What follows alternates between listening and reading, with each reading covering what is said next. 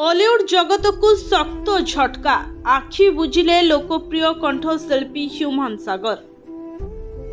ओडिशार सुनामधन्य तथा लोकप्रिय कंठशिल्पी ह्यूमान सागर का परलोक भुवनेश्वर एम्स रे तांको चिकित्साधीन अवस्था देहांत होइछे। किछि दिन हेबो तांको स्वास्थ्य अवस्था संकटापन्न रहितला। लिभर और किडनी जनित रोगरे पीड़ित थिले ह्यूमान। से श्वासक्रिया जनित असुविधार सम्मुखीन हेउथिले। तांको भेंटिलेटर सहायता रखा जाइथिला। डाक्टरଙ୍କ शत चेष्टा परे भी ह्यूमान देहांत होइछे। ओडिया चलचित्र और आल्बम रे बहु रोमांटिक गीत भेटी देइथिबा ह्यूमान सागर घरे घरे परिचित। ह्यूमान सागर को स्वास्थ्य पई प्रार्थना करिथिले लक्ष लक्ष फैंस। अधिक चिकित्सा लगी तांको राज्य बाहर को नेबा पई योजना रहितला।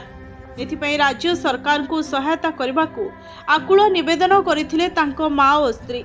पूर्वरु कंठशिल्पी अभिजीत मजुमदार एम्स रे चिकित्सित हेउथबा बेले तांको स्वास्थ्य अवस्था मध्य संकटापन्न रहिछे। आज पत्नी श्रेयांको सूचना अनुसार गत 24 घंटा रे ह्यूमान को स्वास्थ्य रे कोनोसी सुधार आसिनथिला।